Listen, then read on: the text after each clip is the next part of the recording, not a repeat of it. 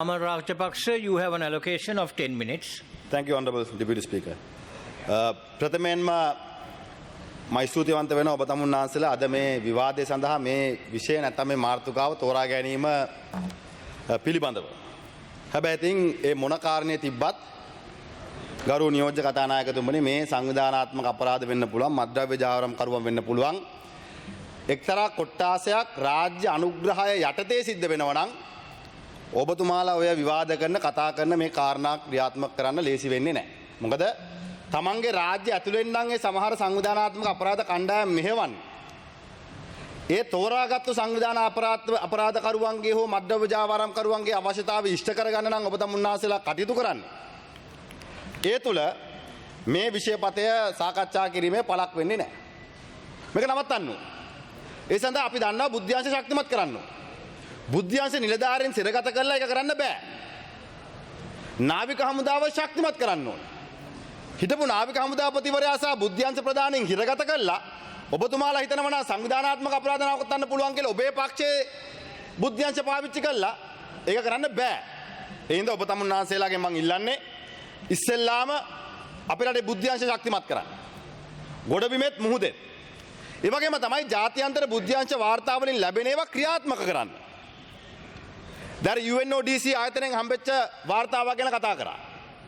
මීට පෙරත් UNODC ආයතනයෙන් UNODC එකෙන් බුද්ධ්‍යංශ වාර්තාවක් DEA එක හරහා ලංකාවට එව්වා. හැබැයි ඒ කන්ටේනර් දෙක චෙක් කරලා පැන්නුවා වරායෙන්.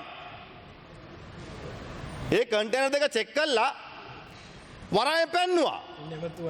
නේද ඔබතුමා? දැන් කවුද පන්නන්න අවසර දුන්නේ?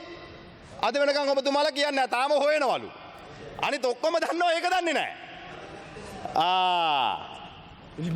මෙච්චර කල් කන්ටේනර් දෙක පන්නපු කෙනා හොයන්න දැන් මාස ගම් කන්ටේනර් ආවේ දෙසැම්බර් මාසේ පන්නලා තියෙන්නේ ජනවාරි මාසේ පන්නපු කන්ටේනර් දෙක හොයාගන්න කතානායකතුමනි දැන් මේ මාස 11ක් ඔක්තෝබර් දැන් අවුරුද්දක් ඉවර වෙන්න යනවා තාම හොයනවා අර කන්ටේනර් 323ක් පැන්නුවා දැන් කෝ ඒවා පන්නපු විදිය කොහමද කවුද වග කියන්නේ නියෝජ්‍ය ඇමතිවරයා පාර්ලිමේන්තු මාධ්‍යට අවිලා කියනවා අපි දන්නවා තියෙන තැන අපි වගකීම් බාර ගන්නවා කියලා. මාධ්‍යවේදී අහනවා මේකේ ආයුධ, පුපුරන ද්‍රව්‍ය, මත්ද්‍රව්‍ය තිබ්බොත් ඔව් ඒකේ වගකීමත් අපි බාර ගන්නවා කිව්වා. ඉතින් ඒ හින්දා ඔබතුමාලා මේ ගන්න උත්සාහය හොඳයි. හැබැයි අවංකව කරන්න. අවංකව කරන්න. දැන් නුවරඑළිය අයිස් හදන ෆැක්ටරියක් තියෙනවා කිව්වා. දැන් ඇහුවම කියනවා එහෙම එකක් දන්නේ නැහැ තාම තියෙන තැනක්. ගරුණීය කතානායකතුමනි මොකද්ද මේ බොරුව? දැන් මෙතුමා විෂය භාර අමාත්‍යවරයා පහුගිය දිනක මම නාවික හමුදාපතිවරයා සම්බන්ධයෙන් කතා කරාම අධිකරණ නියෝගයකින් කිව්වා අත්අඩංගුවට ගත්ත මේ පාර්ලිමේන්තුව ඇතුලේ. හැන්සාඩ් වාර්තා වෙලා තියෙනවා. ඔබතුමා එහෙම කිව්වා. හැබැයි ඉතින් ඉහළ උසාවියට අප ගන්න ගියාම CID එකට බයිනවා අත්අඩංගුවට ගත්ත විදිය වැරදි කියලා. දැන් පොලිසිය බාර ඇමතිවරයා පාර්ලිමේන්තුවට ඇවිල්ලා කියනවා අධිකරණ නියෝගයකින් අත්අඩංගුවට ගත්තා කියලා. හැබැයි අප ගන්න ගියාම CID එකේ අවුරුදු 20ක් සේවය කරපු කෙනෙක් මෙහෙමද හැසිරෙන්නේ කියලා තැනට රටේ මිනිස්සු අද hina වෙන්න පටන් අරන් තියෙනවා. මොකද ඔබ තමුන් නාසේලාගේ දේශපාලන වේදිකාවේ හිටපු අය පාස්කෝදා ප්‍රහාරයේ බුද්ධ්‍යංශ වාර්තා මගහැරපු අයව දේශපාලන රැකවරණය ගන්න ආණ්ඩුවේ තනතුරු දීලා තියෙනවා. ඒ ආණ්ඩුවේ තනතුරු දුන්නට කමක් නැහැ. ඒක ඔබේ කැමැත්ත. හැබැයි උන් තවදුරටත් එන බුද්ධ්‍යංශ වාර්තා මගහරිනවා නම් අර කන්ටේනර් දෙක පැන්නුවා වගේ තවදුරටත් යම්කිසි පුරවැසියෙක් තමන්ගේ ආරක්ෂාව ඉල්ලලා පොලිස්පතිවරයාට ලිඛිතව දැනුම් දුන්නම ඒ ලිඛිතව දැනුම් දීපු කාරණේ මගහරිනවා නම් ඒක න ක්‍රියාත්මක වෙන්නේ නැත්නම් කරු නියෝජ්‍ය කතානායකතුමනි ආයේ ඔබ තමුන්නාසේලාගේ ආරක්ෂාව ගැන රටේ පුරවැසියෙකුගේ ආරක්ෂාව ගැන කරු ඇමතුමා මොකද්ද අපිට කතා කරන්න තියෙන්නේ පාර්ලිමේන්තුවේ දෙපැත්තට වෙලා කට්ටියට බැන ගන්න ලේසි ඔබතුමාලා දැන්වත් තේරුම් ගන්න ඔබතුමාලට අපිට ඇඟිල්ල දික් කරන්නත් ලේසි හැබැයි ලසන්ත සභාපතිවරයා ලිඛිතව පොලිස්පතිවරයාට දන්වලා දෙනවා තමන්ගේ ජීවිත ආරක්ෂාව ගැන. ඔබතුමාලා ක්‍රියාත්මක වුණේ නැහැ. ඇයි ඒ? ඇහුවම මෙතන කලබල වෙලා මරණ වාර්තා වෙන්නක් කලින් මරණද නැද්ද කියලා දැනගන්නක් කලින් මෙතන ඇවිල්ලා නැගිටලා කියනවා නෑ මොහුට නඩු තියෙනවා.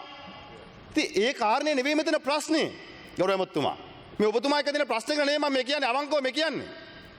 අපි යථාර්ථය තේරුම් ගන්න ඕන නියෝජ්‍ය කතානායකතුමනි. අධිකරණ භූමිය ඇතුළට ගිහිල්ලා නඩුකාරවරිය ඉදිරිපිට ඝාතනය කරන පුද්ගලෙක්ව අධිකරණය ඇතුළේ ප්‍රාදේශ සභාවක සභාපතිවරයෙක් ඔහුගේ ඉතිහාසය පිළිබඳව ඔහුගේ ක්‍රියාකාරකම් ඔබතුමාලා වෙනම ගණදෙනු කරගන්න. හැබැයි ඒ පුද්ගලයාව ඝාතනය කරනවා මහජන දිනේ වාඩිලා ඉද්දී. මහජන දිනේ. අපි කියන්නම්කෝ වෙලාවම කවුද කෝල් කරේ කියලා. කවුද නීතිඥවරු කියලාත් අපි කියන්නම්. ගරු ඇමතුමා කරුණාකරලා ඔබතුමාගේ මගේ අතර ප්‍රශ්නයක් නැහැ. මම මේ අවංකව ඔබතුමාට කියන්නේ. ඔබතුමා සද්ද නැතුව අන්න කියන දේ අහගන්නකෝ. ඔය දැන් ඔන්න දැන් අහගත්තනේ. අන්න කියන්න. මෙතුමා ඉතින් ඉස්කෝලේ ගිහලා ඉගෙනුනේ නැති උනාට වෘත්ති සමිති කරලා පුරුදු විනේ. ඔයා උත්තර දෙන්නකෝ. හැබැයි ඔබතුමාලා මොකද්ද කරන්නේ? අපි ඔබතුමාලාගෙන් ඉල්ලන්නේ ආණ්ඩුවේ රැකවරණයේ සහිතව සංවිධානාත්මක අපරාධකරුවන්ට ක්‍රියාත්මක වෙන්න ඉඩ තියන්න එපා. ඒක කරන්න එපා. එක කණ්ඩායමක් ක්‍රියාත්මක කරනවා තව කණ්ඩායමක් අත්අඩංගුවට ගන්නවා. එහෙම කරන්න එපා. ඒ කරන කාරණය තුල මේ රටේ ජනතාවට සාධාරණයක් වෙන්නේ නැහැ. මටත් ළමයි ඉන්නවා කරු නියෝජක කතානායකතුමනි. අපි විශ්වාස කරන මධ්‍යම නතර වෙන්න ඕනේ. නවත්තන්න ඕනේ. අපි එදා ක්‍රීඩාව ප්‍රවර්ධනය කරේ සංස්කෘතියට කලාවට දරුවෝ ගෙනාවේ මතෙන් ඈත් කරන්න. හැබැයි ඒකටත් ඔබතුමාලා බැන්නා. බේබිලා රේස් පදිනවා කිව්වා ඒ කාලේ. ඒකටත් බයිනවා. හැබැයි ඒකට කමක් නැහැ. මේ වැඩපිළිවෙල කරන්න. හැබැයි කරන අතරේ සංවිධානාත්මක අපරාධ කරුවන්ට ආරක්ෂා කරන්න ලෑස්ති වෙන්න එපා. දැන් ඔබතුමාලගේ නීතිය ක්‍රියාත්මක කරන ආකාරය බලනකො පොලිසියේ දෙක පැත්තකේ පිල්ලයන් අතරංගුඩ රන් ඉන්නවා. ඇහුවම කියන්නේ පාස්කෝර්ද සම්බන්ධයෙන් කියලා. හැබැයි යාගේ ඩීఓ එකේ පාස්කෝර්ද ගැන සඳහන් වෙලා නැහැ කරු නියෝජක කතානායකතුමනි. ඩිටෙන්ෂන් නෝඩ් එකේ තුන් පාරක් ඒක දීර්ඝ කරානේ රැඳුම් නියෝගේ. ඒ රැඳුම් නියෝගේ පාස්කෝර්දාවක් ලියලා නැහනේ. හැබැයි මාධ්‍යට කියන්නේ පාස්කෝර්ද කියලා. මාධ්‍යට කියන්නේ. අනිත් පැත්තෙන් මිද්දනීය කාරණේ සම්බන්ධයෙන් ඔව් ඔබතුමාලා ඩීఓ ගැහුවා. හැබැයි පුවක් දණ්ඩාවේ අල්ලපු එක්කෙනා අර කිලෝ 850ක් ගොඩබිමේ අහුනේ කරු නියෝජක කතානායකතුමනි. අර කිලෝ 850ක් ගොඩබිමේ තිබිලා අහුනේ.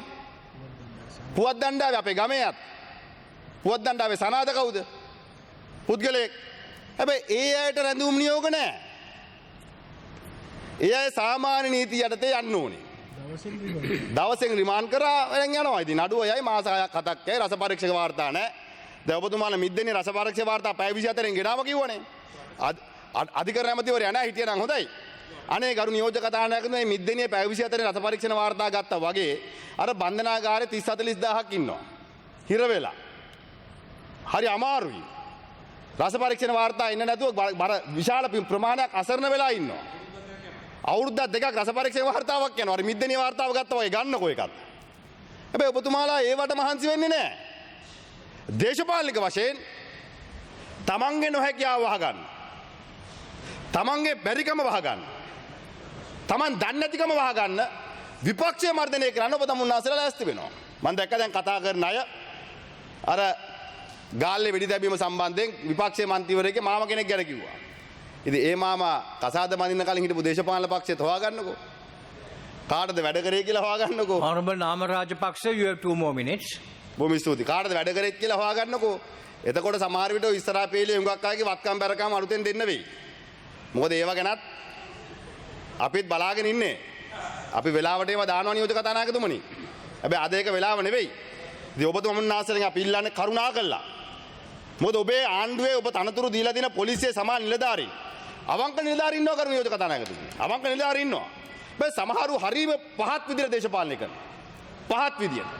අපි දැක්ක නාරායන්පිට ඕවසී මහත්තයා එක වෙලාවකදී කියනවා නාමල්ගේ ගෝඨබේගේ නම කියන ප්‍රොමෝෂන් දෙන්නම් කියලා. කළුතර ඕවසී මහත්තයා අනිත් වෙලාවෙ කියනවා තවත් පුද්ගලයෙක්ගේ නම කියන්න නාවික හමුදාපතිවරයාට විරුද්ධව සාක්ෂි දෙන්න අපි බේර ගන්නම් ප්‍රොමෝෂන් දෙන්නම් කියලා. ඒ අතර ඇමතිවරයා ඇවිල්ලා පාර්ලිමේන්තුවට කියනවා ප්‍රොමෝෂන් දෙන බලය පොලිස් කොමිසමෙන් පොලිස් ප්‍රතිවරයාට දෙන්න කියලා. මොකද්ද මේ ක්‍රමවේදය? ඔබ තමුන්නාසලා අවංකව මේ රටේ මත්ද්‍රව්‍ය අල්ලන්න ඕනේ. දරුවන්ව මතෙන් බේර ගන්න ඕනේ. ඒකට පුනරුත්ථාපන කඳවුරු කීයක් ඔබ තමුන්නාසලා තහවුරු කරලා තියෙනවද? අදට 5000කට අඩු ප්‍රමාණයක් තමයි මේ රටේ පුනරුත්ථාපනය කරන්න පුළුවන්. ඒක වැඩි කරන්න මොකද්ද විකල්පේ? ඒ දරුවන්ව රැකියාගත කරන්න මොකද්ද විකල්පේ? ඒ දරුවන්ගේ මානසිකත්වය ශක්තිමත් කරන්න මොකද්ද විකල්පේ? ඔබ තමුන්නාසලා විකල්ප හොයන්න නැතුව ඒ දරුවන්ව එකකින් ඈත් කරගන්න මේක ඇතුලේ දේශපාලනය කරන්න ලෑස්ති වෙනවා. ගරු නියෝජ්‍ය කතානායකතුමනි පැහැදිලිවම මේ දරුවෝ පුනරුත්ථාපනය කරන්න ඕනේ. මද්දවට ඇබ්බැහි වෙච්ච අය. හැබැයි ඒකෙදි තව විනාඩියක් මට දෙන්න ගන්න නියෝජ්‍ය කතානායකතුමනි. ඒකෙදි ඔබතුමාලා මතක තියාගන්න. මහා පරිමාණ අපරාධකරුවන්ටත් ඔබ තමුන්නාසලා එකම වගන්තියෙන් දාන්නේ. දවස් දෙකක් පාවිච්චි කරපු දරුවන්ටත් එහෙමයි. විකුණුන අයටත් එහෙමයි. බෙදා හරින අයටත් එහෙමයි. අවසානයේ අහිංසක ළමෙක් එකපාරක් දෙපාරක් මේක පාවිච්චි කරලා අහුවෙලා රිමාන්ඩ් වුණාම එළියට එන්නේ මත්ද්‍රව්‍ය ජාවාරම්කාරයෙක් වෙලා. ඒක කරන්න නෙවෙයි. ඒකට අවශ්‍ය නීති ගේන්න. පුනරුත්ථාපන කඳුරු ශක්තිමත් කරන්න. ඒකට අවශ්‍ය වැඩපිළිවෙලක් හදන්න.